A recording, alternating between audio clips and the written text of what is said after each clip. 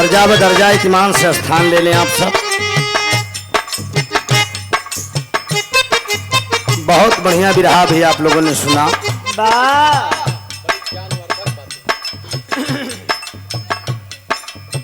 कलयुग परीक्षा लिया दोस्त।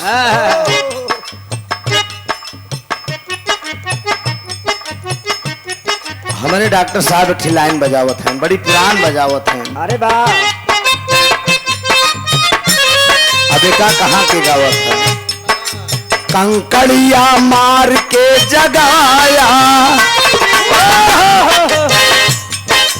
कंकड़िया मार के जगाया, कल तू मेरे सपनों में आया।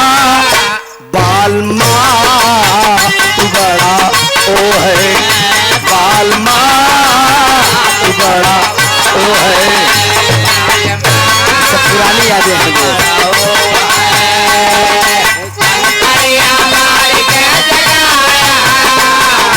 कल तू मेरे सपनों में जय हो हर प्रयागराज।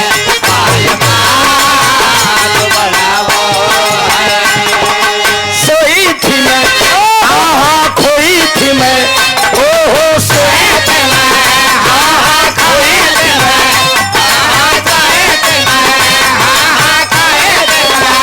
नींद टूटने पे यार बड़ा रोई थी मैं।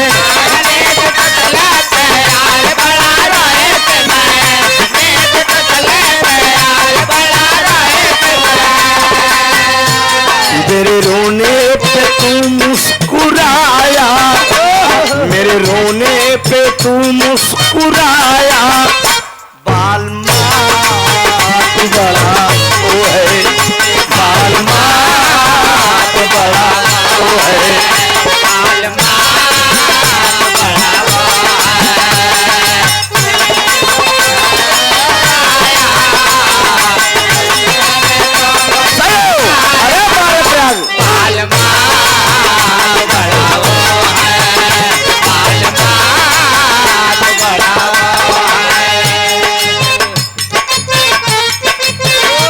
डॉक्टर साहब उस्ताद जी के वर्जन लिखो हमारे हैदर अली के।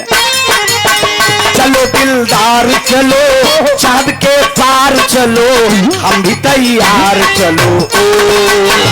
चलो दिलदार चलो चाँद के पार चलो, हम भी तैयार चलो। चलो चाँद के पार चलो, हम भी तैयार चलो। पान खाए सैया सांवलिया सूरत पे, पान खाए सैया सांवलिया सूरत हाथ लाल लाल, पान खाए सैया सांवलिया हाथ लाल लाल, पान खाए। ये सब बात है, ध्यान दीजिएगा आप सब। बहुत बढ़िया गीत सुने आप सब।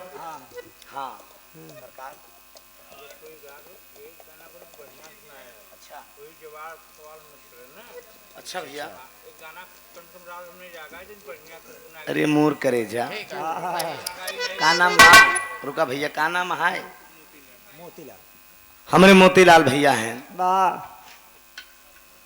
100 रुपया का पुरस्कार देते हैं भैया। कहा था कोनो बढ़िया सुनाया, नींद खराब हो दिबे तो चिंता न करा, बढ़िया ही होई।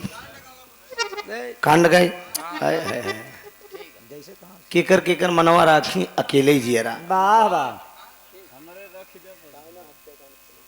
रुका रुका रुका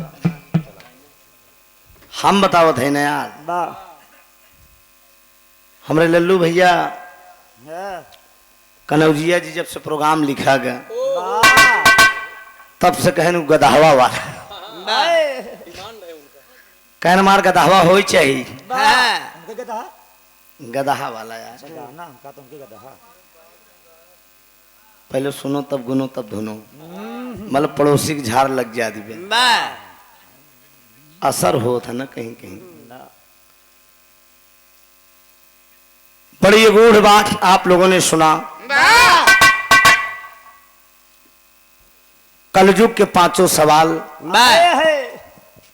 का उत्तर धर्मराज दी। कलयुग का आगमन कब शुरू हुआ दोस्त? ध्यान दीजिएगा, लाइन बहुत अच्छी पूजा की तरफ से मिली थी। गाना हमारे पास एक भाई ने भी फरमाइश भी किया कि एक बाण मरबई यशोदा जी के तान के,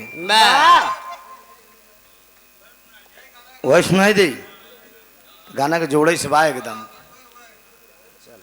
कलयुग में भगवान का कहाँ जन्म होगा? यह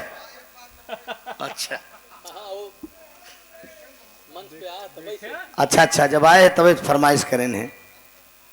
ध्यान दीजिएगा, इत्मीनान से स्थान बनाकर बैठिएगा, बहुत शांति से गीत का आनंद लीजिए दोस्त। द्वापर का अंत होने वाला था और कलयुग का आगमन था दोस्त। कलयुग रुका यार पहले, अब सब जने कहा हम सब जने के मन का काम ना कही पाओ।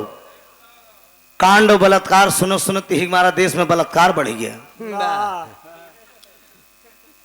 हाँ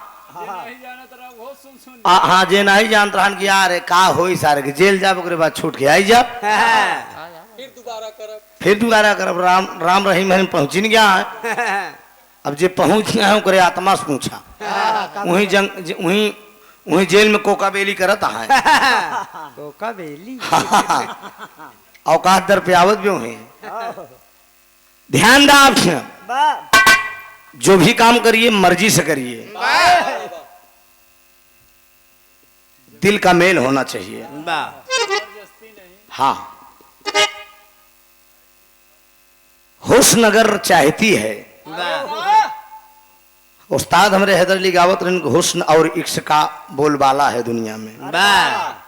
ठाकुर श्याम सिंह की कहानी सुने हो आप सब, रामगढ़ कांड। चौथे पन में वो बुढ़े की सोही ग्रहण, चौथे पन में ये आप जान ले कि गांव में मुजरा करे वाली आई रही, ओकर नाम रहा सितारा बाई। मुजरा करे आई रही ठाकुर साहब के बराते में, लेकिन ठाकुर श्याम सिंह के दिल लग गया। लेकिन पंपू सेठ खाद की दुकान और अब बेटवा का गर्दनों काट डाए रहे। तो ऐसा काम ना करा कि सुन सुनी यही सब करत जा। ज्ञानवर्धक बाकी हूँ, गाने का कोई कमी नहीं है, चाहे कांड कहा, चाहे वीर रस कहा, हास रस कहिए, करुण रस कहिए, सब होगा। लेकिन एक बार्गिन तो हो नहीं पाई। एक राउंड में एक गाँव ननकऊ हमारे जमन कहे आए वही हुई बार बहादुर दीपनगर वाला। अरे वहां चला करे है। ध्यान दीजिएगा, कलयुग का आगमन होने वाला है, द्वापर का अंत हो रहा है। धरती शुरुआत कलयुग को कहा छुआ, धरती गाय बनी, धर्म बछड़ा बना, और कलयुग क्या बना? कलयुग सिंह बना। सिंह बन के बछड़े पर झपट रहा है, वार कर रहा है। उसी समय राजा परीक्षित धनुष बाण लेके बियाबान जंगल में शिकार खेलने के लिए गए हैं। बछड़े पर झपट रहा है सिंह जो है कलयुग। राजा परीक्षित धनुष बाण लेकर खड़े होकर कहा, खबरदार तुम कौन हो? कलयुग हाथ जोड़ के खड़ा हो कि महाराज अब हाथ जोड़ थे आप, हम अब हाथ जोड़ थे, अब हमका जिन रोका। कहन क्यों न रोकूं? कहन अब हमार समय आ चुका बा, अब हमार समय आ चुका है, हमका अपन काम कराई दे, हमार पारी आएगी, हमार पारी आएगी। वही राजा परीक्षित बोले कि अगर तेरा समय आ गया है तो जाकर तुम 3 जगह वास करो। कहाँ 3 जगह पर वास करो। कलजुग का है कहाँ कहाँ बास करी बतावा, कहाँ कहाँ बास करी, कहाँ है जहाँ वैश्यालय हो। ध्यान दीजिएगा, ये भी बहुत ज्ञानवर्धक बात है। और से ज्ञान भरी बात भई तेहरों से ज्ञान भरी बात कोई हमार दावा बा, लेकिन नहीं हमका कुछ कही ना हम इनका कुछ कहा। असली कलाकार की पहचान यही है। कहो मास्टर तो यार तो जना कईयो बार हमका मिला है ना, अभी केकरे साथे बजावत रहे दिमाग में नहीं हमरे। ध्यान दे, राजा परीक्षित बोल दिया गया है कलजुग जाकर तुम जहां वैश्यालय है। कहना अच्छा महाराज, कहा और कहा जाए, कहा जहां मदिरालय है और जहां आभूषण हो, सोने चांदी का हो, वहां जाओ। आज कलयुग 3 ही जगह वास कर रहा है दोस्त। ध्यान दे, दूध दही लेके लोग गली गली टहरे थे। हाँ, दूध दही लोग गली गली लेके टहरे थे, ले दूध ले दूध।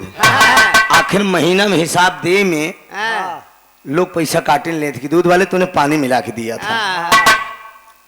समझे? दारू का दशा है, चाहे गुहदरी में लेके बैठा रहा है, नाला में जाके पड़े, लेकिन पहले नोट ओकरे बाद में लक्ष्मी वास कर गई दोस्त कलयुग में। शोभा संसार का सबधन सोनार का, नान का नथुनी बनवावे खोई मेहरारू को ना, पूरी औकात दर पे आई जात है। समझे? रोज बजाए के गाय के जाबा कहीं मार पायल तो टूट गई। ओदाई पिटुआ के पापा 8 भरे के बनवाए रहे, आप कह 12 भरे के बनवावा। अरे वो पहने रही बहुत निक लागत रहेगी। हाँ, तू का कौनो मर्द से खासर है, तू बनवाई दे। सोचा आप, शोभा संसार का सब धन सोनार, जहां वैश्यालय हो। आज बिरहा भजन कीर्तन अच्छी बात अभी पूजा जी ने भी बताया है कि बढ़िया बात क्यों सुने नहीं चाहत बा, भजन और ज्ञानवर्धक बात क्यों नहीं सुने चाहत बा, सबका सुने चाहत। जानता हम बतावा ये गोरी हमारा गन्ना करस तोरा ढूंढी में सही सही जाता कि ना। नवा लौंडे कहीं ही मस्त रहा। सोचा अब हम बियाहे बरातनी में ऑर्केस्ट्रा वाली पहुंच जाए, हिया हिया तक के चढ़ाई ले, तेरा तो अच्छे करेंगे ना।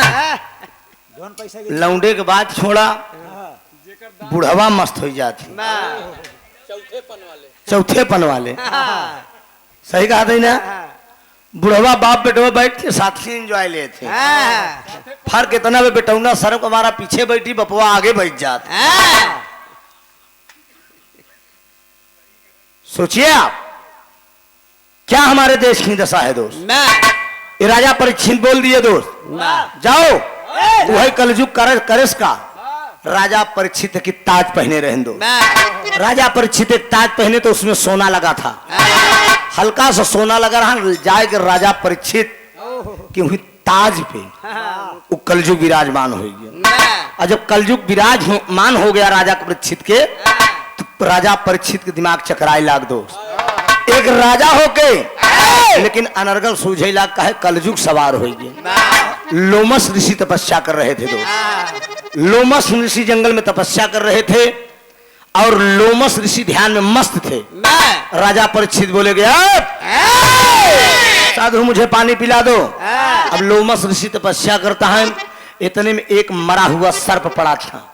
ध्यान दीजिएगा, मरा हुआ सर्प पड़ा था। और राजा परीक्षित अपने बाण से वो सांप कैसे कोच दे और कोच के ले जाएगा राजा परीक्षित लोमस ऋषि के गर्दन में लपेट दे। और जब गर्दन में लपेट दे तो लोमस ऋषि के बेटवा रहे श्रृंगी ऋषि, वो जब आए के देखें कि मेरे पिताजी के गर्दन में सर्प लपेटा हुआ है, वही श्राप दे दिए दोस्त। जो दुष्ट मेरे पिता के गर्दन में अगर सर्प लपेटा होगा, मैं आज से श्राप दे रहा हूं, आज के ठीक 7वें दिन यही सर्प उसको डसेगा। आय हाय हाय हाय। ये खबर किसको मिली? हमारे देश के एक बहुत बड़ा वैद्य थे जिसका नाम था धनवंतर वाह दुइये ठिते देश में वैद रहे ने, लंका में सुखेन वैद और हिंदुस्तान में धनवंतर। एक बार सुखेन वैद और धनवंतर में बाजी लगी। धनवंतर और सुखेन ने बाजी लगी। सुखेन वैद किया क्या, एक आदमी को लंका से भेज दिया समय मोट के, कहे जाते जाते तुम दिन भर चलना लेकिन शाम का करे कहा जानता है, जहां बबूरे के पेड़ मिली वहीं सोया। यही करत करत जब इंडिया आई, हिंदुस्तान पहुंचा धनवंतर के पास और दिखाया, कहा देखिए भाई जी मैं इतना दुबला क्यों हो गया हूँ। धनवंतर एक सरल दवाई बताए, कहे काम करना, तुम जैसे आए हो वैसे लंका वापस चले जाओ, केवल एक काम तुम्हें करना है। कहन दवाइया हम बतावत नहीं ना, कहन दवाई तुमको क्या मैं दे रहा हूं, पहले सुन लो मेरी बात। जाते जाते दिन भर तुम चलना, लेकिन रात का जब रुकेगा तो कहाँ लेटे जानता है, जहां तुमको नीम का पेड़ मिलेगा वहीं आराम से सोई जाए। यही करत करत तू लंका पहुंच जाए, उसके बाद बताया हमका। यही करत करत वो आदमी पहुंच गया लंका, तो बाबूजी पतरान रहा ना, इसे फिर यूं हुई। आज भी डॉक्टर लोग वैद्य लोग बताते हैं, देखा कोनो बीमारी वगैरह हो जाए तो लोग नीम की पाती चबाते दोस्त। ये नीम इतनी बढ़िया काम करती है दोस्त। बातें बहुत है लेकिन एक विराह होगा, भगवान का अवतार कलयुग में कहाँ होगा। भाई के मन की बात भी रह जाए और गाना भी बढ़िया हो जाए। चलो माता साहब,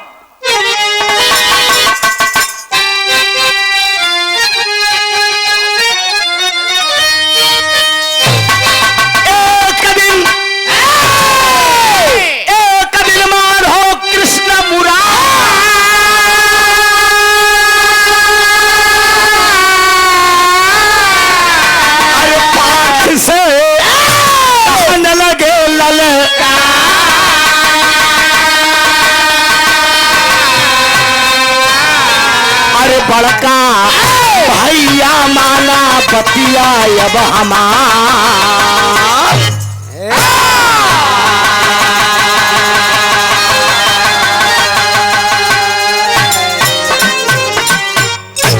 ध्यान दीजिएगा दोस्त, एक बार द्वारिकाधीश आनंद कंद 16 कला पूर्ण भगवान कन्हैया द्वारिका से हस्तिनापुरी चल दिए। अर्जुन जी को बुलाए, माई कुंती के चरण स्पर्श किया, कहा माई मैया हमार सखा अर्जुन कहाँ है। कुंती ने इशारा किया कि बेटा बैठ जाओ, जल जलपान करो, जहां हुई ही अर्जुन बहन आवत हुई हैं। एक लाइन भाव लग गया डॉक्टर साहब,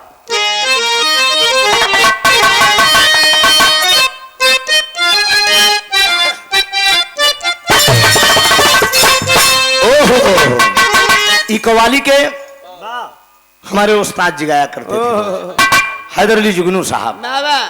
हाँ क्या गाया करते थे,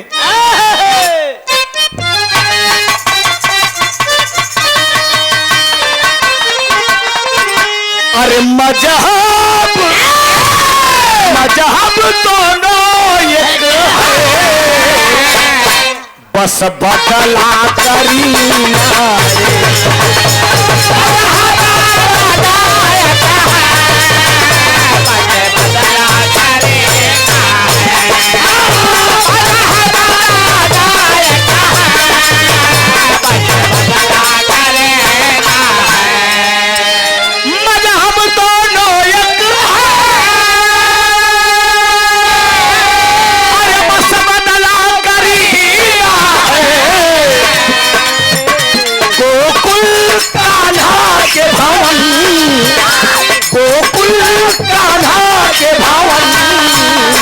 हजरत का मदीना है,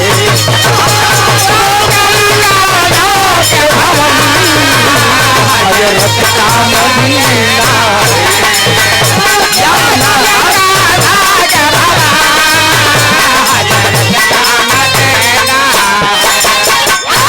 जरा तवज्जो देंगे आप सब, खामोशी का परिचय बनाएंगे दोस्त। ध्यान दीजिएगा, गाने में भाव दिया गया है और कहना क्या है, अरे गीता अरे गीता बने ना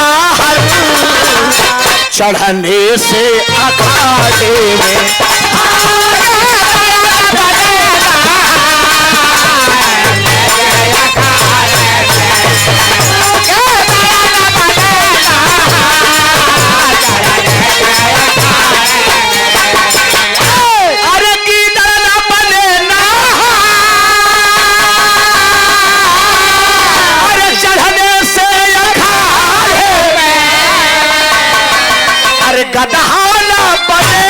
अरे गदहा न बने पंडित, गदहा न बने पंडित, चंदन के लगाने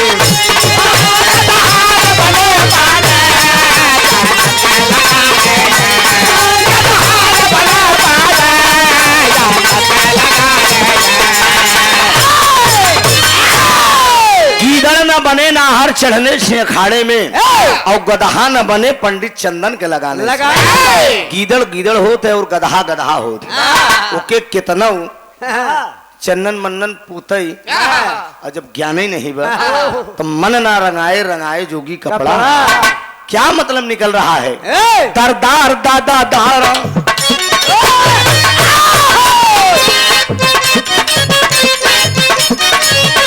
अभिमान ही वीरों का नासवान बना,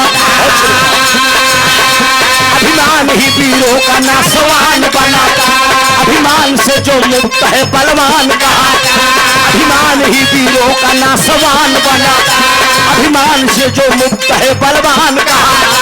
कन्हैया पधारे तुरंत यक्कम, कन्हैया पधारे तुरंत यक्कम के आया, करके सशक्त प्रणाम चरण चूमने लगे।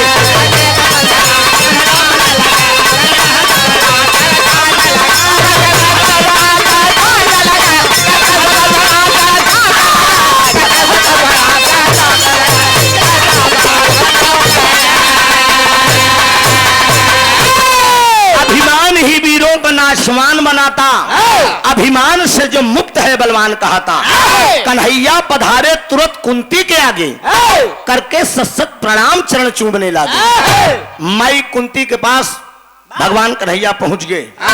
कहा माँ हमार सखा अर्जुन कहाँ है? इतने में जल जलपान किए और अर्जुन जी का आगमन हो गया।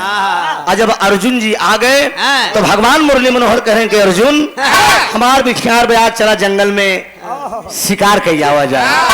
तो भगवान कन्हैया सारथी बने और अर्जुन जी धनुष बाण लेकर बैठ गए। दोस्त तो तेरी का भाव है,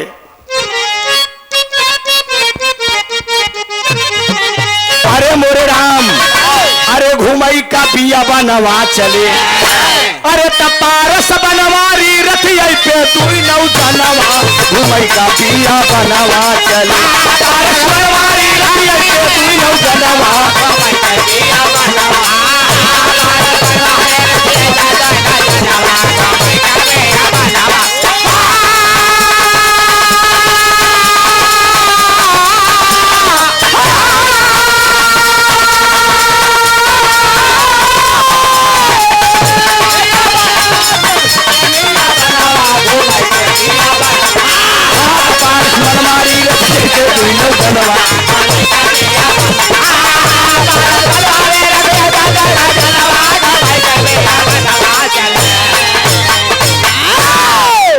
भगवान कन्हैया सारथी बन गए दोस्त, और अर्जुन जी धनुष बाण लेकर बैठ गए और रथ पे। और जब दोनों जने चल रहे थे तो एक लाइन तर्ज बा डॉक्टर साहब,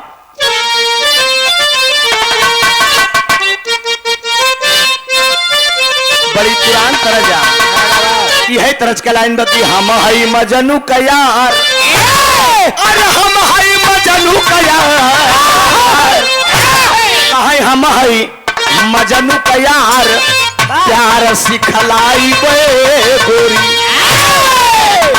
एक ठीक कुजड़ा रहन, आमे के बगिया खरीदे रहन, अब बढ़िया ओकर सेवा करत रहन, रोज रखवारी करे। और कुजड़ा बेचारा दोपहरिया में बढ़े झाबा में भरे लय के आम चला जाए बाजार में बेचे। अगल बगल इर्द गिर्द हो बगिया के एक लड़की रही भाई साहब, कुछ थोड़ा से मनबर टाइप की रही। मेरे ढोलक मास्टर बताओ थे कि लबर चटनी रही। ये लबर चटनी का होता? चटनी खाई ना ना ना खर्राट ना है, थोड़ा मन की चंचल थी, समझा? हाँ ओके खर्राट ना ही बोलते हैं, मन का चंचल आदमी अलग होता है। खर्राट होगा बोल जो पुट्ठा भात ना धरे दे, खर होगा पता ही नहीं है यार। एक तो हम रिसर्च करे है, बतावा कितना पढ़ाई तो होगा सर। सोचा वो लड़कीवा मन चली रही, कुजरवा झाबा में भर के बाजारे ले खेला गा और बढ़िया दोपहरिया मन के जेठ के दोपहरिया में सब आदमी सब अंदर हो जाते आम कूलर पंखा के आनंद ले थे और लड़की पहुंची बढ़िया लपक के आम तोड़े अब कुजरवा विचार करे हम जाब न आज और चुप्पे से डारी पे बैठा बा ओका का पता तो सोचे कि बाजारे लेके गवा अब वह रोज के पर्ची रही लपक के आम तोड़े जब लपक के आम तोड़े तो देखत कुजरा तुमते डाली से कूद गया अब कूद के भाई कलाई पकड़े तो ले अब कलाई पकड़ कह तेरी भी टिहनी की ऐसी याम करे ए आमे के बगिया तोर बाप ससुर लगाए रहे लड़कीवा शर्माई ला कहा छोड़ देना हमार बड़ी बदनामी हुई ना कहा जब तोरत रहू तब बदनामी ना आई भाई अब बदनामी के डरा किया उन्हीं छैलाई के बगिया में का बा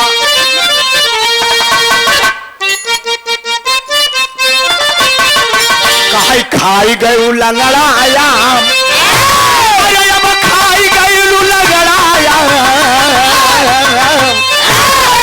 खाई गऊ लंगड़ा आम दाम कहिया ले देबू खाई गऊ लंगड़ा आम दाम कहिया ले देबू खाई गऊ लंगड़ा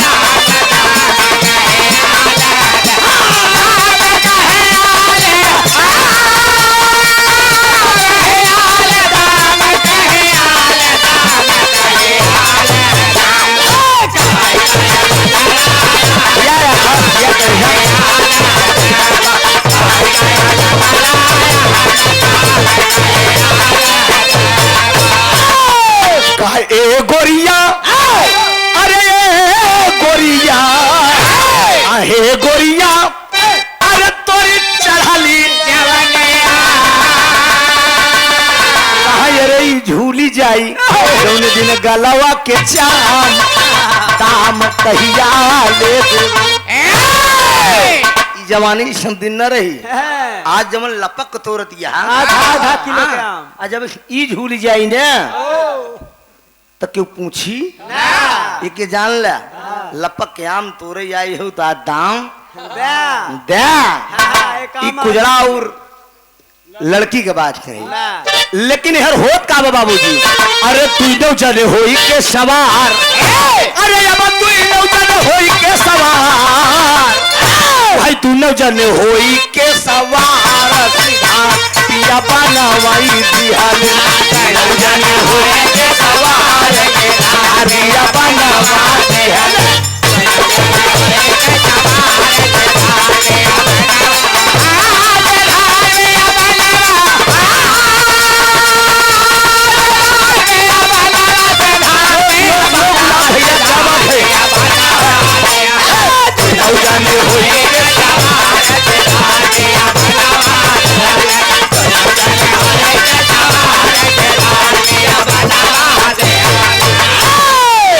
दोनों जने बियाबान जंगल में आई गए दोस्त भगवान कन्हैया अर्जुन दोनों जने जंगल में आई गए और रथ वापस चला गया पैदल यात्रा करे लगे पैदल यात्रा करके बियाबान जंगल में शिकार खोज रहे हैं लेकिन शिकार मिल नहीं पाया है करत करत करत करत पूरा दिन बीत गया और जब पूरा दिन बीत गया शाम का वक्त हुआ अर्जुन जी कन्हैया जी से कहते हैं कि गजब मजाक के है पूरा दिन बीत गया और शिकार को मिला नहीं शिकार कहाँ करावे गया तो माया है उनका अर्जुन जी के अपन माया दिखावत है वही खोजत खोजत शिकार जब नहीं पाए तो अर्जुन जी कन्हैया से कहन कन्हैया हमके प्यास लगी बा बड़ी तेज प्यास लगी बा हमके कहीं पानी पिलाए दे भगवान कन्हैया कहा था कि अर्जुन ये जंगल में हम पानी कहाँ पाए अरे इस जंगल में कौन पानी पिलाएगा चाहे जवन व्यवस्था करा नहीं तो हमारा हलक सुखाई गया है कन्हैया मुझे पानी पिला दो वही बाबूजी भगवान कन्हैया बोले कि इस भेष में पानी नहीं मिलेगा रूप बदलना पड़ेगा वही भगवान कन्हैया एक बूढ़ा ब्राह्मण का रूप धारण कर लिए सोचिए आप ब्राह्मण का रूप बनाए ले और अर्जुन जी के अपन चेला बनाए दे अर्जुन जी चेला बन गए अब बुढ़वा ब्राह्मण बन के भगवान कन्हैया जाते जाते जाते जाते जाते जाते जाते जाते उस दूर पे जंगल के बाहर एक कुटिया दिखाई पड़ी। एक कुटिया दिखाई पड़ी। उस कुटिया के बाहर खड़े होकर भगवान कन्हैया आवाज दे रहे हैं और क्या कह रहे हैं?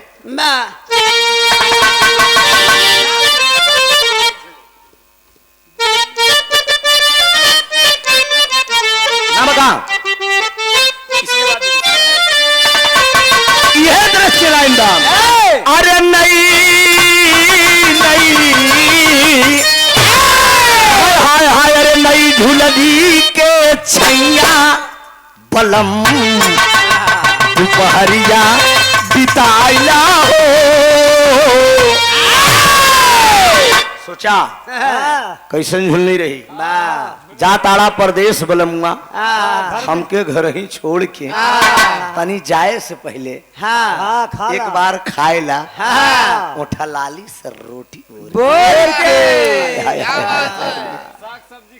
वो मर्द बड़ा खुद नसीब ही हुई।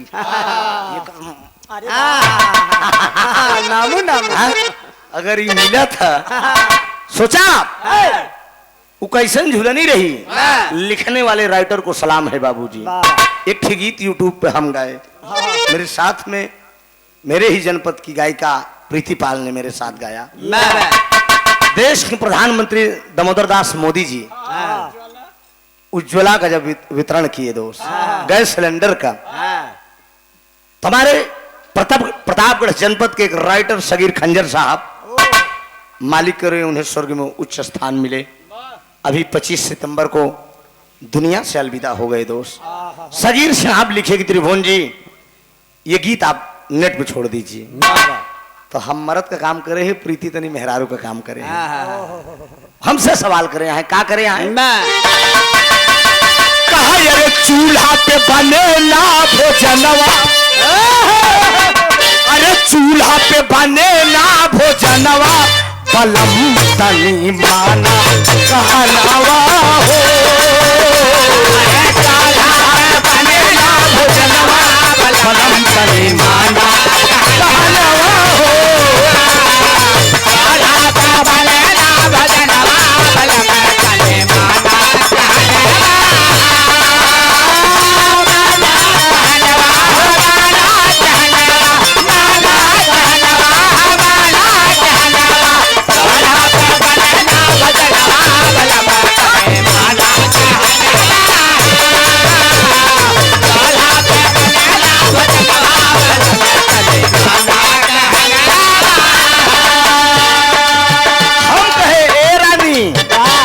अरे काहे बदे बने ना भोजनवा, काहे बदे बने ना भोजनवा गोरी तू करनवा बताई जाओ। हम कह रानी काहे न बनी तो सवाल मेरा रुकर उसकी चूल्हा जलाए से धुआं होत भारी गोरी बदनिया हमार हो जाई कारी काला होत पूरा बदनवा बलम तनी माना कहनवा हो। तो हम समझे कि तनी सुघर हमरे दया आएगा नीक सुख मेहरारू मिली तन्ना सही सारे के भराइन दे। लेकिन ध्यान दीजिए बाबूजी गाने पे आप सब आनंद ले। भगवान कन्हैया ब्राह्मण का भेष नरे हैं, अर्जुन जी चेला बने हैं। एक कुटिया दिखाई पड़ी है, उस कुटिया के बाहर से आवाज दे रहे हैं कि अरे कर जोर बोले मुरारी, अरे कर जोर बोले मुरारी मतारी मुहे पनिया पियाया हो।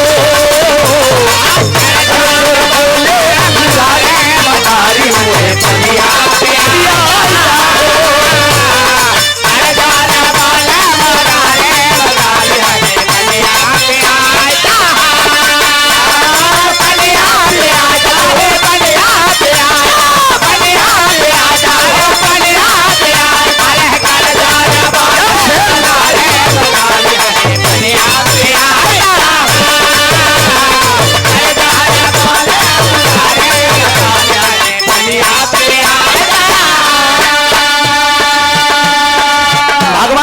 ब्राह्मण भेष में आवाज दे दिए माँ अगर कुटिया के अंदर अगर कोई हो तो हम बनवासी हैं, रास्ते से जा रहे थे, प्यास लगी है, मुझे पानी पिला दो।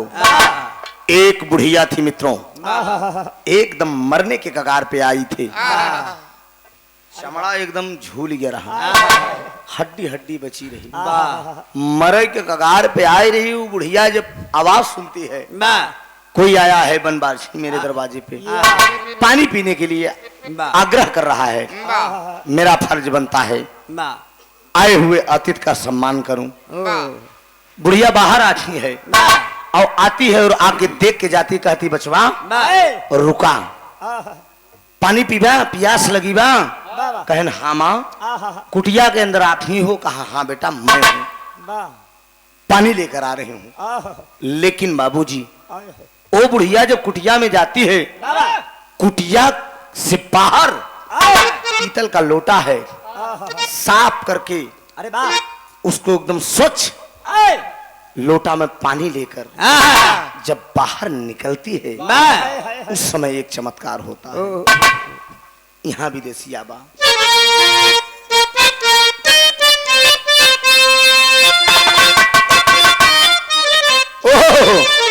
यह भावा कि तोहरे भरोसे मैया, अरे मई जागरो पालियूं कि अरे मोरी जागा पुराना,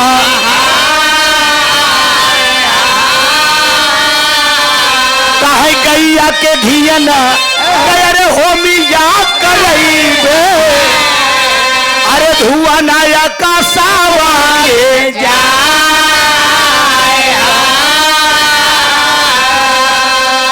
अरे लोटवा के पानी लईके अरे जब निकली बुढ़िया मयाना, वही कान्हा देखत गईले चाका,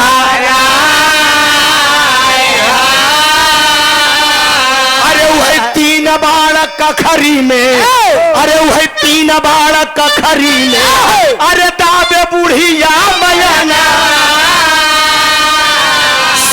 सोच लागे बाबू मारा,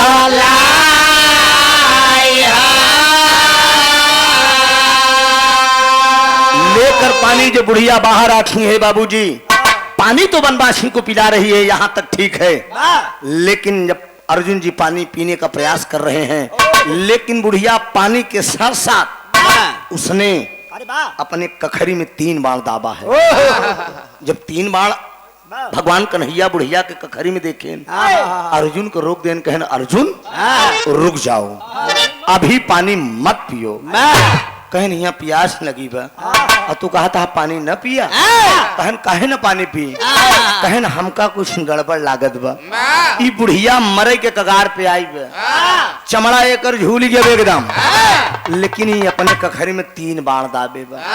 बात क्या है? वही भगवान कन्हैया उस बुढ़िया से सवाल कर रहे हैं, माँ किस कारण? भगवान कन्हैया सवाल करते हैं, भाव बदल गया है यहाँ पे। अरे बुढ़िया कहाँ लगी ललका, अरे बचवा माना बात अरे हमारे जिंदगी में अब 3 दुश्मनवा। बुढ़िया बता रही है, कहे बेटवा हमारे जिंदगी में 3 दुश्मन। तर्ज का भाव है, भगवान कन्हैया कहते हैं,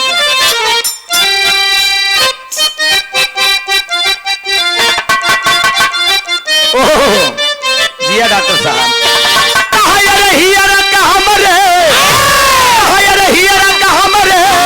अरे तपनिया बुझाए जा बनावा का भेदावा, मयरिया बताए जा बनावा का भेदावा, मयरिया बताए जा बनावा का भेदावा।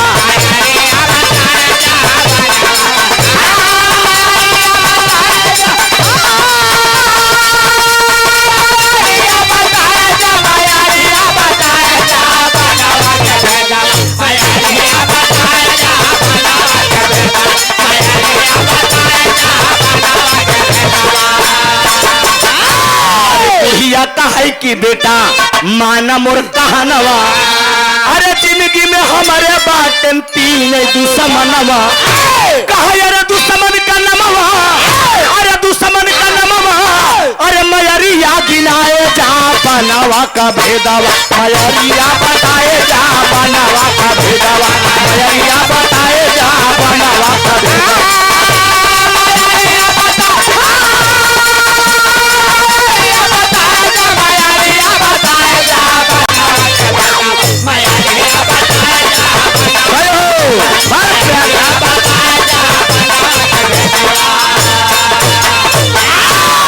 बुढ़िया कहा बेटवा यही जाने चाहत ना, यही बात जाना चाहता कि हमारे जिंदगी में के बा। भगवान कन्हैया वनवासी बनकर पूछ लिए, कहा माँ मरने के कगार पर आई हो तुम और 3 बाण का खरी में दाब के बैठी है। यह बात हम नहीं समझ पाओ थे, ऐसा कौन सा कारण है माँ जो 3 बाण आप कखरी में दाब के बैठी हो। तो बुढ़िया कहा अब उड़ान धान की बुढ़िया कहे लगी ललकार, बचावा माँ न बात हमार। अब बात हमारे जिंदगी में 3 दुश्मन है बेटा, मेरी जिंदगी में 3 दुश्मन है और नहीं तीनों दुश्मन का हम तलाश करत है। कहे इतनी जिंदगी बीत गई तू तीनों दुश्मन का पौबे न भाऊ, इतना दिन मतलब मरे के कगार पे आई गई दुश्मन से भेटे न भा। ना ना ना ना ना ना वही कहे माई दुश्मन बताएं दे तू आज हमका, पहले दुश्मन बताए दे तब हम पानी पियब, ना है तो पानी पियब हुआ ना। बुढ़िया कहे बैठ जा बुढ़िया बैठा दिया दोस्त। भगवान कन्हैया और अर्जुन जी के बैठाए दे। जब इतिमान से अर्जुन और मुरली मनोहर बैठ गए तो बुढ़िया कहा सुना हमार दुश्मन के बा आए आए।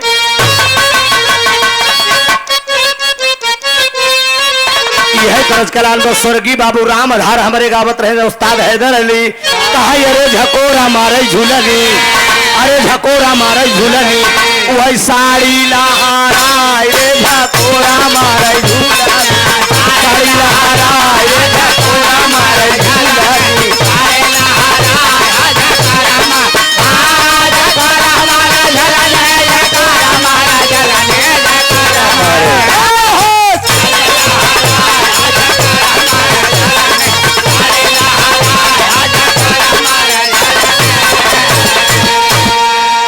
राम धार गावत है झकोरा मारे झुलनी साड़ी लहराए, यही के बदल के हम स्वर्गीय बाबू राम कैलाश गावत रहे।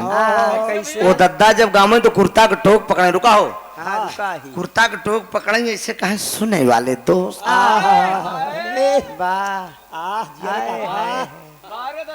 बड़का भैया बालम बालम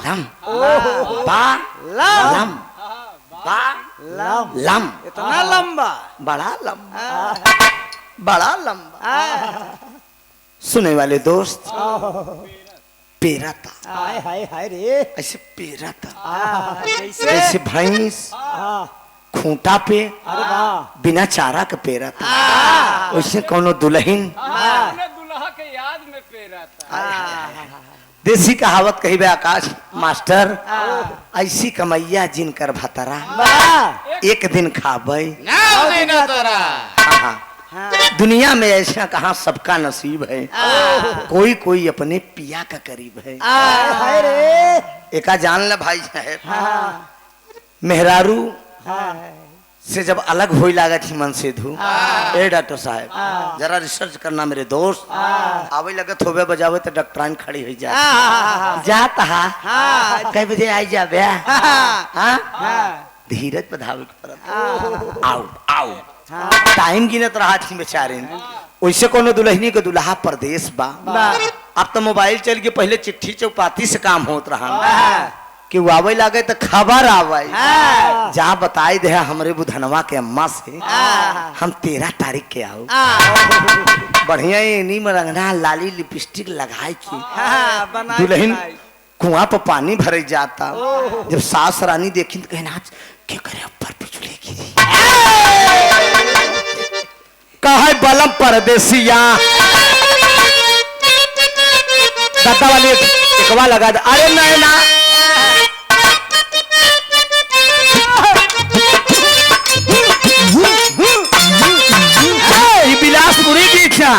कहा अरे नैना तुहार कजा रारे रे नदी नारे न जइयो।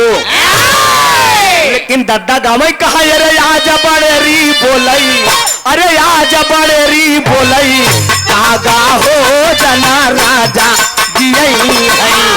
आज बड़े री बोलई कागा हो जना राजा जियई है। आज बड़े रे बोला कागा जना राजा जी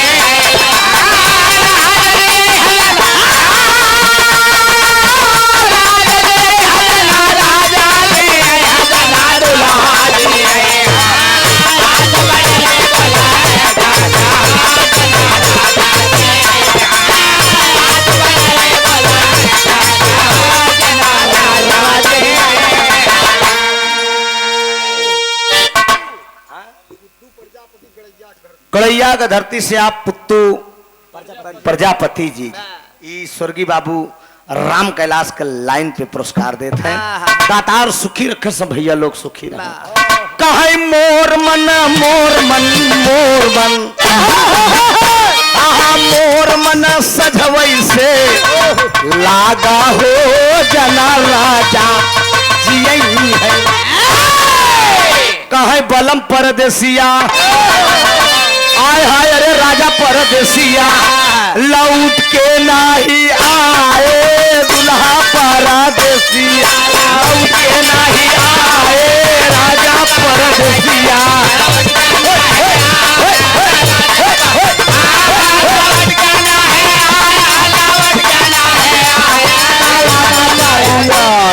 लौट के नाही आए दुल्हा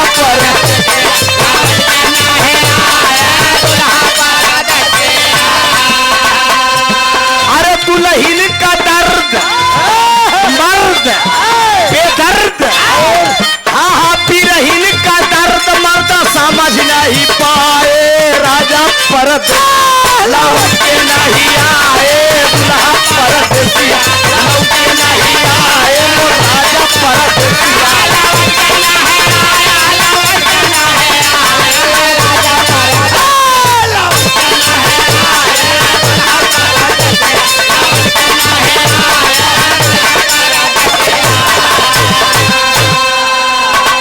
लेकिन बाबूजी बुढ़िया भगवान कन्हैया और अर्जुन जी को बैठा दिया, बनवासी बन गए। कहा मां इस बार का कारण बता दो। ऐसी कौन सी बात है तुम मरने के कगार पे आई हो लेकिन 3 बाण कखरी में लेके टहरत हो। कहा बेटवा हमार 3 दुश्मन है जिंदगी में। भगवान कन्हैया बनवासी बन के पूछ लिए। कहा मां के तोहार दुश्मन बा? वही बुढ़िया बतावत क्या बा? बेटवा एक बाण मरबई, अरे बेटवा एक बाण मरबई यशोदा जी के तान के एक बाण मरबई यशोदा जी के तान के एक बाण मरबई।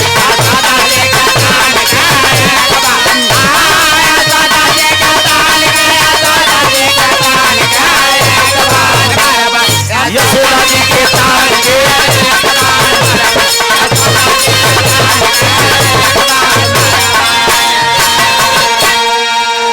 अर्जुन जी हड़बड़ाई गए। भगवान कन्हैया के इशारा करे लगे कहे ले ले हले ले ले तोहरे माइन के मारे। तो भगवान कन्हैया अर्जुन जी के समझावत के तनी शांत रहा। एके मालूम थोड़ी क्यों कि हम कन्हैया है। भगवान कन्हैया पूछत हैं रुका। भगवान कन्हैया पूछत हैं कि माई काहे बदे तू यशोदा का बाण मरबू? वो भगवान का महतारी है। कहे महतारी है त का भा?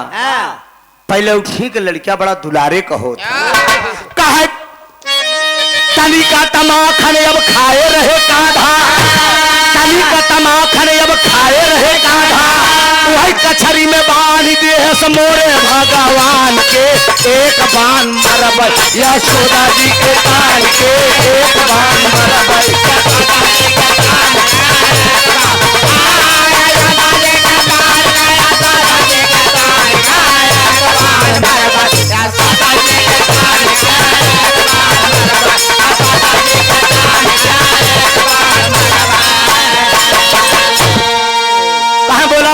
पहले उठी लड़किया दुलारे को होता कि नहीं?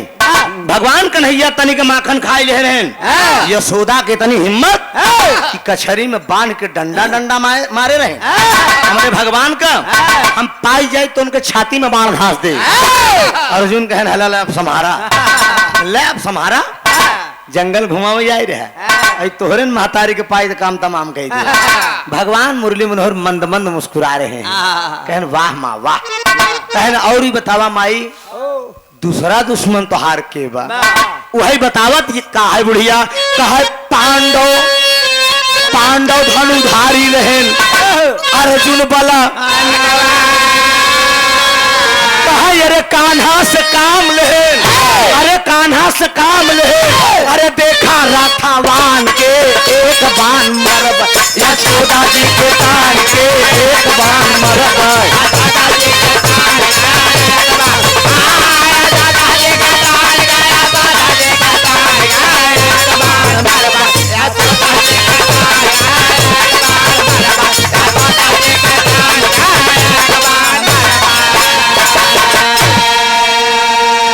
कहाँ का बहादुर अर्जुन रहने बोला अपना महाभारत में बाण चलावत हैं हमारे भगवान से रथ हकवावत रहे कहाँ का राजा महाराजा हैं अगर हम अर्जुन को पाई जाए तो मैं उनके छाती में बाण धार दे अर्जुन के तो हालत खराब हो रे बाप रे बाप कहूँ अगर ये बुढ़िया जान गई ये बुढ़िया अगर जान गई कि हम ही अर्जुन है बहन तुरंत ही काम तमाम कह दे।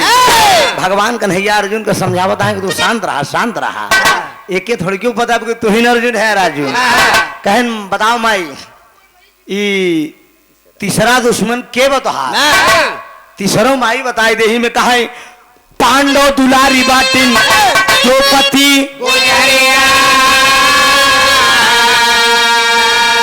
कहा पांडव दुलारी बाटिन द्रौपदी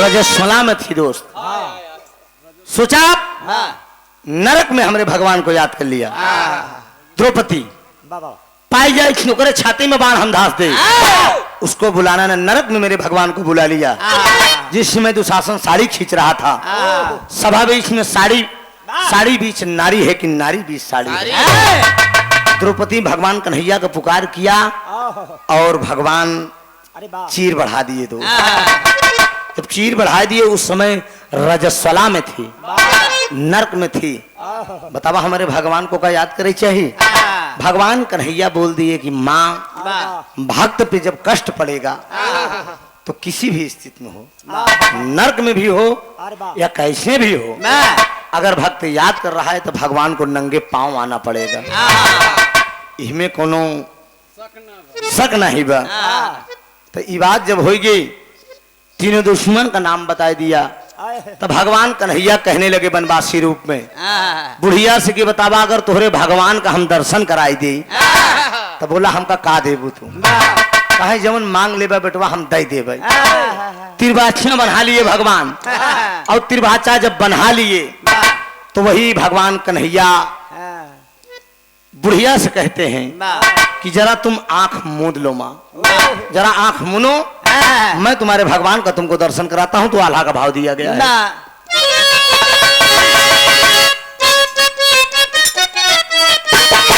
आँख जा बमुनी बुढ़िया अरे आँख जा बमुनी बुढ़िया सुनीला बयनवा भैया आँख जा बमुनी बुढ़िया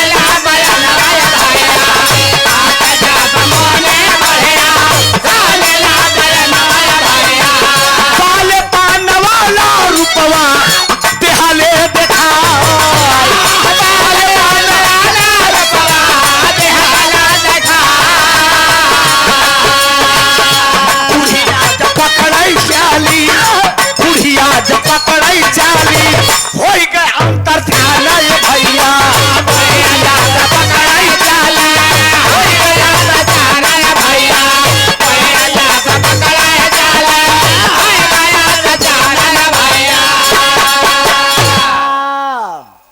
आंख मुनती है बुढ़िया जब आंख मुनती है अलर्ट रहिएगा इसी पे वही भगवान कन्हैया वाह। बचपन का रूप दिखाते हैं, माखन खा रहे हैं और यशोदा माई कचहरी में बांध के मारत हैंडल।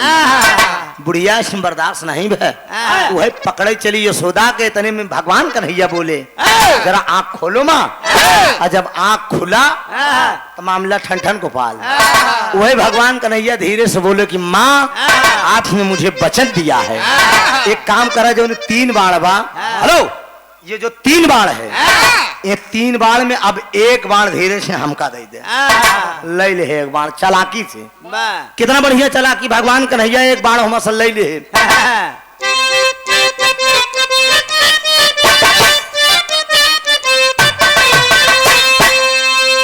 सारथी अब बन के सुना, सारथी अब बन के सुना, हाँ कई राठवा जब भैया।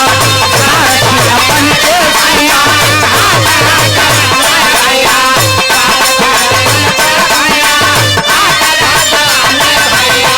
अर्जुनवा में रहले बनवा चला, अर्जुनवा में रहले बनवा चला।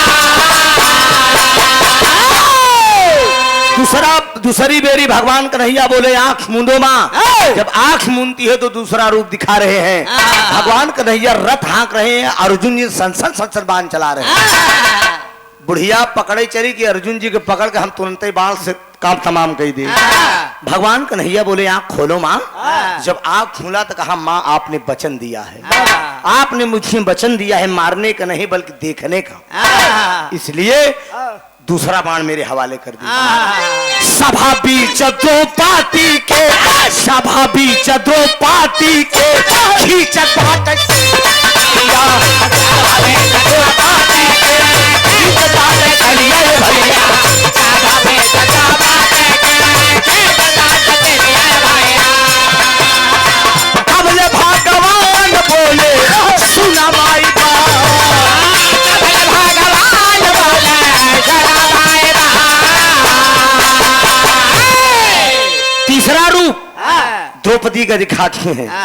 रजस्वला अवस्था में भगवान कन्हैया को सुमर रही है और चीर बढ़ा रहे हैं।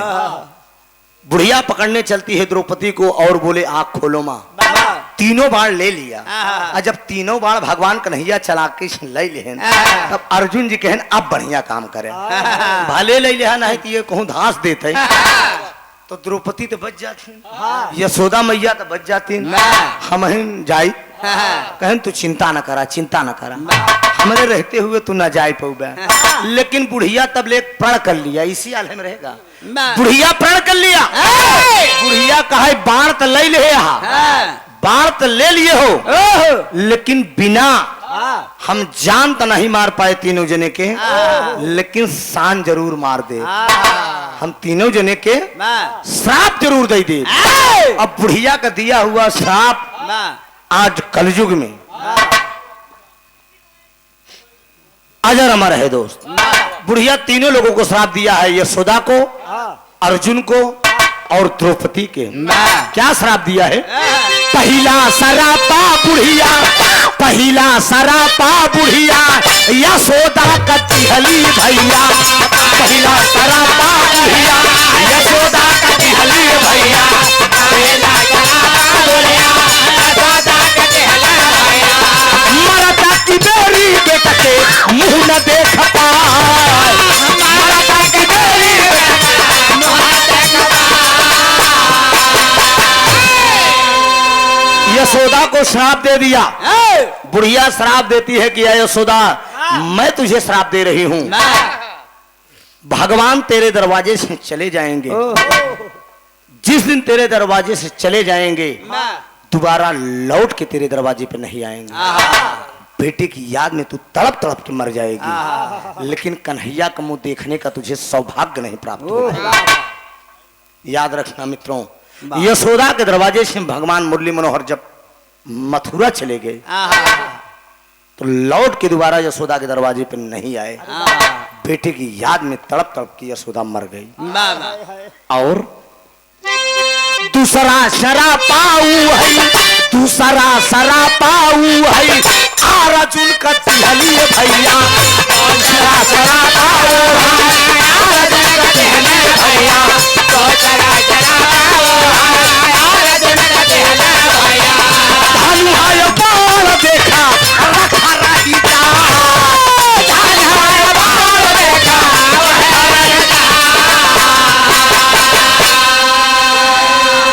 दूसरा श्राप बुढ़िया अर्जुन को देती है, पुरुष बली नहीं होता है समय होत बलवान, भीलन छीने गोपिका वही अर्जुन वही बान। अय अर्जुन, जिस समय महाभारत से चलोगे तुम, जंगल में पहुंचोगे, जंगल के कोल भीलों से तेरी मुलाकात होगी। हाँ, वही गांडो धनुष रहेगा, वही गांडो धनुष रहेगा, वही अर्जुन रहोगे, लेकिन गांडो धनुष रखा रह जाएगा। वही अर्जुन रहबा की पल भाजत पर लय करत रहे, लेकिन कोल भील के आगे तो हरो बस ना चले, हार जाओगे तुम। ये बुढ़िया ने श्राप दे दिया। तीसरा शरापा बुढ़िया, तीसरा शरापा बुढ़िया, दो पति का दिहली भैया। तीसरा शरापा बुढ़िया, दो पति का दिहली भैया। तीसरा शराबा बुढ़िया, दो पति का दिहली भैया। मरता के बेरी पत के मुंह न देख पाए, मरता के बेरी पत के मुंह न देख पाए।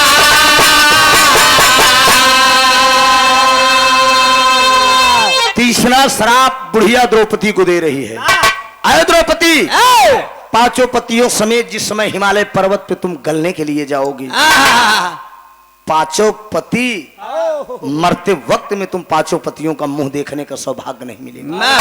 मर जाओगी, लेकिन मरते वक्त में तुम पांचों पतियों का मुंह नहीं देख पाओगी। ये बुढ़िया ने श्राप दे दिया है। पांचों पांडव हिमालय पर्वत पे आगे निकल गए, द्रौपदी पीछे थी। द्रौपदी पहले गल गई दोस्त, पांडव बाद में गले। तो मरते समय पतियों का मुंह देखने का सौभाग्य उसको नहीं प्राप्त हुआ। इतना बड़ा जब नाटक बुढ़िया कही दे, श्राप दे दे, भगवान कन्हैया बोले वाह क्या बात है माँ, बनवासी बन के तेरे दरवाजे पे आया। वही तुरंत भगवान मुरली मनोहर, भगवान कन्हैया तुरंत अपने असली रूप में आ गए। जब अपने असली रूप में आए तो जब वो बुढ़िया भगवान कन्हैया को देखती है तो चकित रह गई, अवाक रह गई। सोचने लगी कि बाहर दुनिया के मालिक, मेरी जीवन भर की तपस्या आज सफल हुई, आप मेरे दरवाजे पे। अरे प्रभु, मुझे तो यकीन ही नहीं हो रहा है कि आप मेरे दरवाजे पे आए। हम जैसी अभागन के दरवाजे पे आप दर्शन दिए। कहा नहीं माँ, मैं त्रेता युग में भी एक बात जान लीजिए मित्रों, उस जमाने में भी जात पात था, लेकिन लोगों का सम्मान हुआ करता था, एक दूसरे के यहाँ भेदभाव नहीं था। सोचिए, एक राजकुमार हो के भगवान मर्यादा पुरुषोत्तम राम ने इस बात को सिद्ध किया है। बेटा, इस बात को सिद्ध किया है एक भिलनी के दरवाजे पे। झूठी बैर जाकर राम प्रभु खाए। सोचिए, अब प्रेम से ग्रहण किए। लक्ष्मण जी ना ही खाए, वही राम बोले कि एक दिन ये घातक भी हो सकता है, नहीं खा रहे हो सकता है तुम्हें खाना पड़े। वही बैर आखिर में सुखेन दहन ना, उसी बैर से संजीवनी बूटी बनी थी और लक्ष्मण का प्राण बचा। उस जमाने में भेदभाव नहीं था, नारायण के जमाने में, लेकिन आज मानव जात में कितना बड़ा भेदभाव। सोचिए, ये वो है, ये वो है, ऐसा कुछ नहीं बाबूजी। ब्राह्मण पूजनी होते हैं, मैं मानता हूँ, लेकिन ब्राह्मण वही है जिसको ब्रह्म ज्ञान हो। लेकिन आज आपके ब्राह्मण ब्राह्मण नहीं रह गए। अब पहले पूजा पाठ लोग करा करते थे और कराया करते थे, लेकिन अब वही ब्राह्मण लोग धंधा बना लिए। किसी भी मंदिर में आप दर्शन करने जाइए, जे पैसा पहले दे दियो कर दर्शन हो जाए। वीआईपी पीछे घेरे नहीं, चलो मैं तुमको करा देता हूँ। सोचिए, बतावा देवी देवताओं को लगे ये हाल हुई। हाँ, तो ये समाज की दशा है। भगवान कन्हैया उस बुढ़िया के दरवाजे पे पहुंचे और तीनों लोगों को उन्होंने श्राप दिया। और जब बुढ़िया तीनों लोगों को श्राप दिया, इतने में नारायण दर्शन दे दिए। जब नारायण दर्शन दे दिए तो बुढ़िया चरण पे गिरी है। भगवान मुरली मनोहर उसे उठा लिए, गले लगा लिए। गले लगाने के बाद बोले क्या चाहती हो, मांग लो जो मांगना हो, हाँ। तेरे दरवाजे पे मैं आया हूँ। वाह बुढ़िया कहा कुछ नहीं, सब कुछ तो मेरे पास भरा चरा है, किसी प्रकार की कोई कमी नहीं है।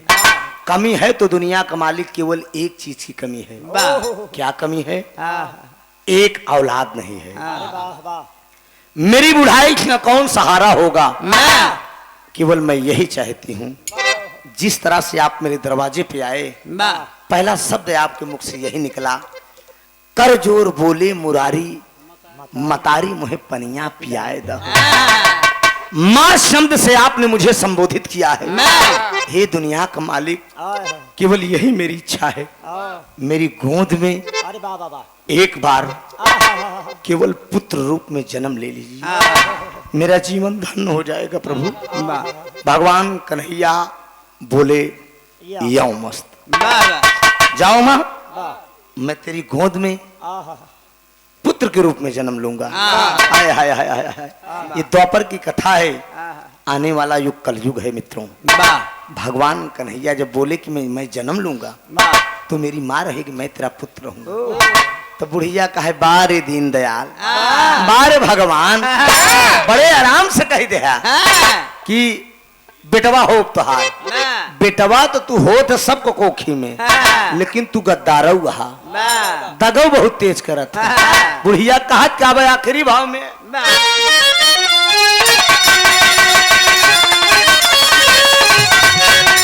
कहा अरे रहाई दा भगवान, हो रहाई दा भगवान, हो रहाई दा भगवान, अरे तो झूठा ना चाही बरदानवा, रहाई दा भगवान।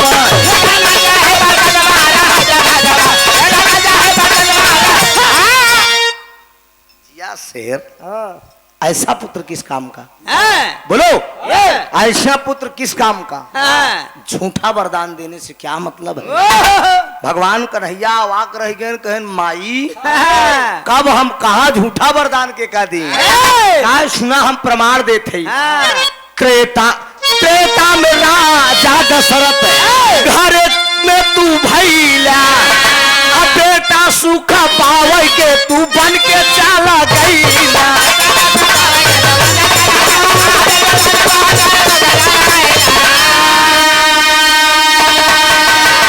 अरे तड़प के मरी गए राजनवा, रहीदा भगवान।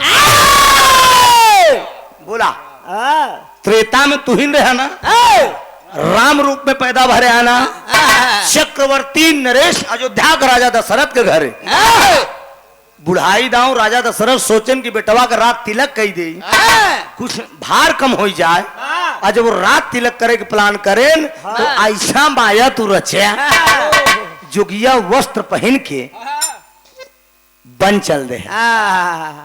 याद कर लेना मित्रों, इस धरती पे पुत्र शोक सबसे बड़ा शोक होता है।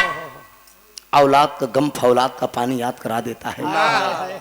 लाख इंसान दौलत कमा ले, अगर एक औलाद अगर जिसके पास नहीं है, उसकी पूरी जिंदगी की सारी कमाई व्यर्थ है। लोग कहा थी ना कि बेटवा बासरवा अगर ऐसे उठेल दे तब वो हमार पार हो जाए। सोचिए, जिस दिन बेटे के कंधे पे बाप का जनाजा जाता है, उसी दिन बाप का जीवन धन्य होता है। महाराज दशरथ तड़प के मर गए। सोचिए, पुत्र शोक में मरे कि नहीं, ऐसा पुत्र किस काम के बताइए आप। भगवान कन्हैया एकदम अवाक हो गए, कहन बुढ़िया इतनी ज्ञानवर्धक बात कह रही है। एक बात और बुढ़िया उदाहरण देती है, क्या? अरे द्वापर में जेल में, अरे द्वापर में देवकी के, अरे पेट से तू भैला, अरे पैदा होता सुना यशोदा के घर चल गईला।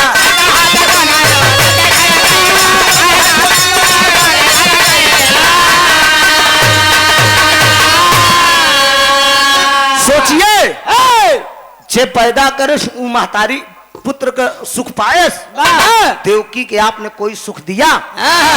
देवकी कोई सुपाई पुत्र का पैदा भया देवकी के पेट से और ऐसा नाटक रचा जेल कारागार में पैदा भया हाँ और निकल के चुप्पे से लेट के आराम से नंद बाबा घरे पहुंच गया वहां से करीना उठाई लिया है ना बाबा लेटाई गया नंद बाबा ऐसे बेटवास का मतलब है क्या मतलब है सोचिए यहाँ जितने भी मेरे बिरहा के हृदय सम्राट बंधु बैठे हैं जरा आप चिंतन करिए अगर किसी का बेटा आप मेहनत करके मजदूरी करके अगर पढ़ाएं लिखाएं अगर बेटा किसी पोस्ट पे हो जाए अगर माँ बाप का खबर ना ले तमाम ऐसी घटनाएं मिलती हैं कांड के माध्यम से कलाकार लोग हम लोग सुनाते भी हैं सोचिए उस अभी एक निकला था फेसबुक पे आया था माँ मरी तो बेटा को खबर दिया गया पिता ने दिया पिता का बेटे का खबर क्या आया यही कानपुर की कहानी है फेसबुक पे देखे होंगे पढ़े होंगे बेटे ने जवाब दिया कि अब माँ के मरने पे नहीं आ पाऊंगा मुझे छुट्टी नहीं है जब पिताजी मरेंगे तो मैं आऊंगा ये खबर छोटा वाला भाई जब पिता से बताता है वो पिता तुरंत कमरे के अंदर जाता है और एक सुंदर चिट्ठी लिखता है कि बेटा तेरे ऊपर कोई जुर्म नहीं है ना कोई मैं जबरदस्ती कर रहा हूँ मैं अपनी इच्छा से मर रहा हूँ इसलिए कि तूने कहा है कि माँ मरी है तो मुझे छुट्टी नहीं है नहीं आ सकता पिताजी जब मरेंगे तब मैं आऊंगा ए बेटा मैं दुनिया छोड़ के जा रहा हूँ अब तो तुझे टाइम मिल जाएगी आने के लिए ना गौर करेंगे बाबूजी पिता स्वयं गोली मार लिया और दोनों प्राणी की अर्थी एक साथ में उठी थी सोचिए जरा चिंतन करिए कितना अपार कष्ट है कोई औलाद किसी माँ बाप को जिंदगी में अगर कष्ट देने लगे अगर बुढ़ाई दाऊं तो सुनिए उस माता पिता की आत्मा कितनी तड़पती होगी दुनिया में याद रखना ना कितना भी आप मंदिर जाओ मस्जिद जाओ गुरुद्वारा जाओ कहीं भी दर्शन करने जाओ इस बात को याद रखना बाबूजी अगर माँ बाप को अगर आपने सुख नहीं दिया है तो मेरा दावा है चाहे जितना तीरथ व्रत कर जाओ सब बेकार है इस धरती पे सारा किया कर्म आपका बेकार है सबसे पहले इस धरती पे अगर आपको कोई काम करना है तो अपने माँ बाप को खुश रखिए ये मेरा दावा है कि आप नहीं तो आपके आने वाली 7 पीढ़ियां जो है खुशहाल रहेगी ये शास्त्र कहता है भगवान कन्हैया को बुढ़िया ने बताया कि जेल के अंदर निकल के आप चले गए कौन सा आपने बेटे का सुख दिया है बताइए कौन सा आपने बेटे का सुख दिया है भगवान कन्हैया वादा किए कि माँ कलयुग में क्या बताते हैं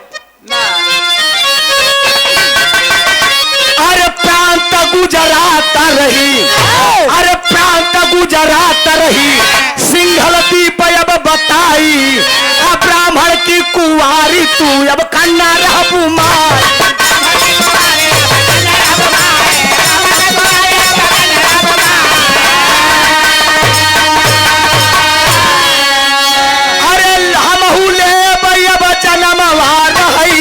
भगवान आए माँ कलयुग में मेरा अवतार होगा प्रांत गुजरात रहेगा सिंघल दीप गांव रहेगा लेकिन ब्राह्मण की तुम कुमारी कन्या रहोगे कलंकित मेरा अवतार होगा कलंक तेरे ऊपर लगेगा कलंकित मेरा अवतार होगा तुम ब्राह्मण की कुमारी कन्या रहोगी कलयुग का जब आखिरी चरण रहेगा धरती पे पाप भर जाएगा नीले रंग की घोड़े की सवारी मेरे रहेगी अब मनई कितना बड़ा हो ही जानता है चकवड़ का जवन पेड़ हो तो करे नीचे छही सोचिए धरती पे पाप बढ़ जाएगा बेटा सरेआम अपने बाप को नहीं चिन्हेगा बाप अपने औलाद को नहीं चिन्हेगा जमाना बदलता चला जाएगा घोर अंधेर हो जाएगा अबे एक मिनट अबे तो कलयुग खाली ये तने छुए बा खाली तनी के टच करे बा आ तनी के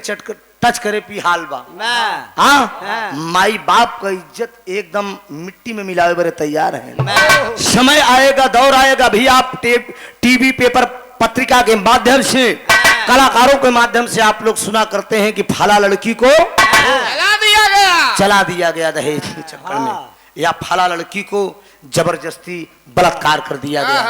4-4, 5-5 दरिंदे पकड़ के बलात्कार कर दिए। नहीं मित्रों, गायिका खुशबू राज ने एक गाना गा दिया है।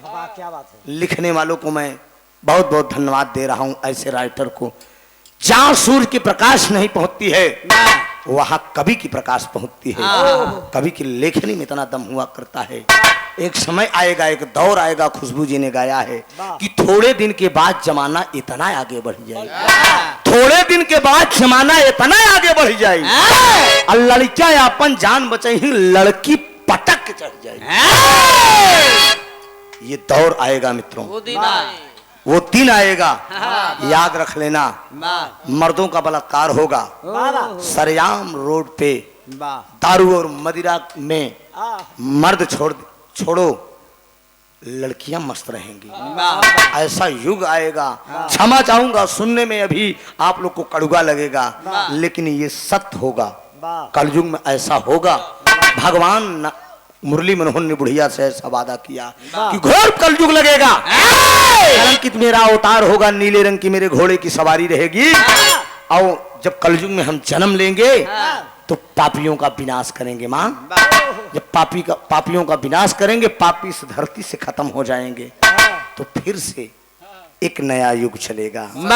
बुढ़िया यही वादा कर ले, बुढ़िया से वादा करते हैं भगवान, वादा करके अंतर ध्यान होते हैं। कलयुग में ऐसा होगा, यही से विरहा मेरा खत्म है।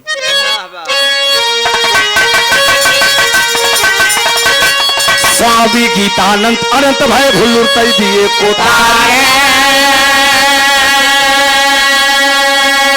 राजा रामधार हैदर अली जुगनू गईले स्वर्ग,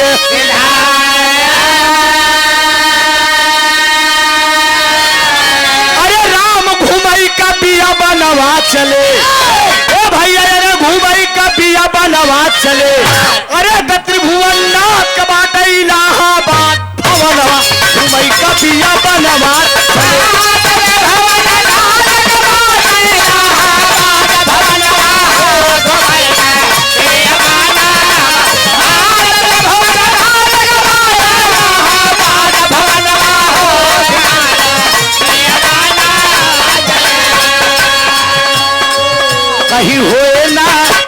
कहीं होए ना मुहल्ले में हल्ला, केवड़िया न खटकान, कहीं होए ना मुहल्ले में हल्ला, केवड़िया न खटकान, कहीं होए ना मुहल्ले में हल्ला, केवड़िया न खटकान। दरवाजे पे ताला है लल्ला, सवारे करे आ जाना, दरवाजे पे ताला है लल्ला, सवारे करे आ जाना, दरवाजे पे ताला है लल्ला, सवारे करे आ जाना। आधी रात पड़ोसन के घर अब जब बोले,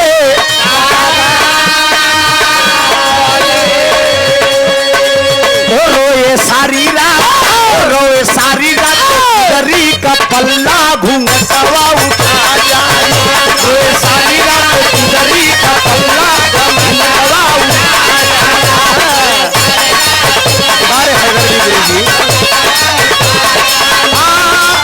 उठा जाना, उठा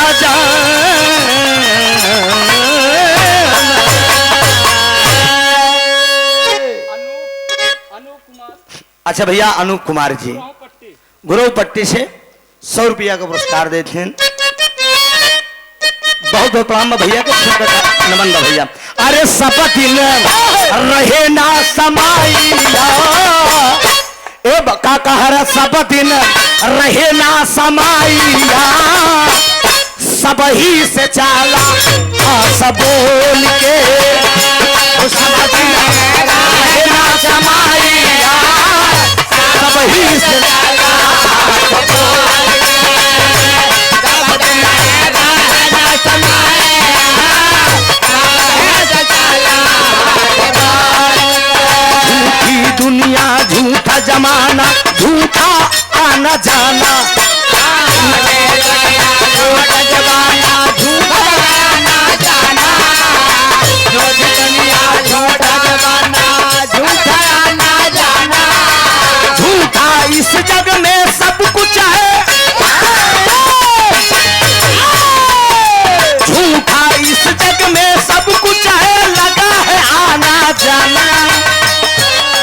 दिन वो एक दिन आई है आनवाइया सब ही से चला हाथ बोल के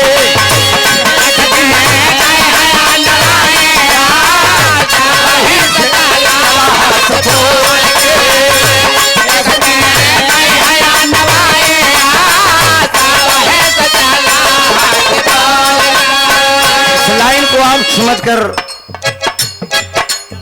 बच्चालाल सोनकर जी 100 रुपया का पुरस्कार है। भैया का बहुत बहुत प्रणाम है। आखिरी बात की परीक्षा है, ध्यान दीजिएगा दोस्त। चित जल पावक गगन समीरा पंच तत्व से रची शरीरा चित जल पावक गगन समीरा पंच तत्व से रची शरीरा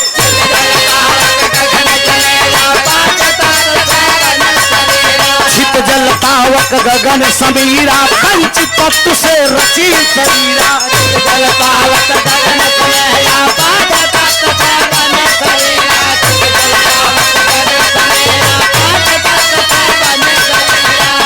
वो एक दिन आए जब बुढ़ाइया वो एक दिन आए जब बुढ़ाइया सब ही से चला सब बोल के एक दिन आए जब बुढ़ाइया सब ही से चला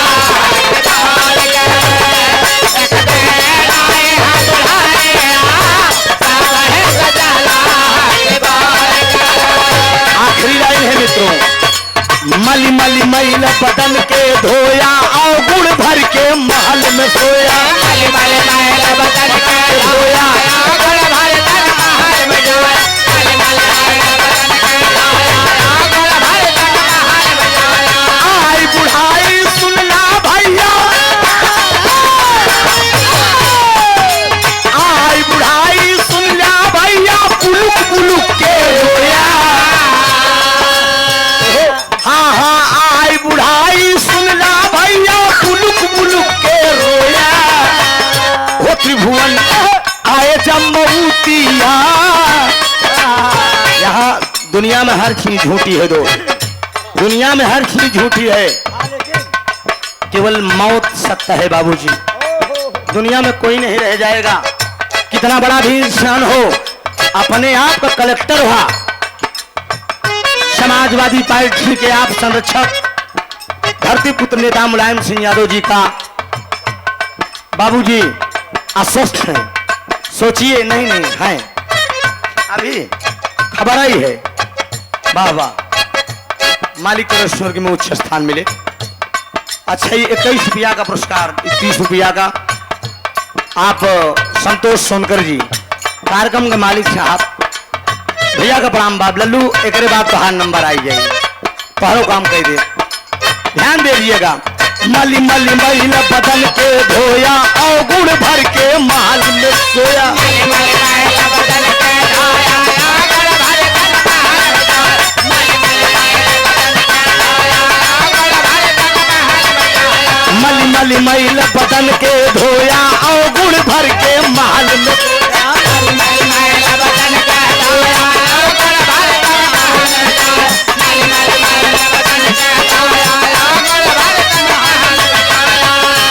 त्रिभुवन आए जम्मूतिया, त्रिभुवन आए जम्मूतिया सब ही से चला हंस बोल के त्रिभुवन आए जम्मूतिया सब ही से चला हंस बोल के त्रिभुवन आए जम्मूतिया सब ही से चला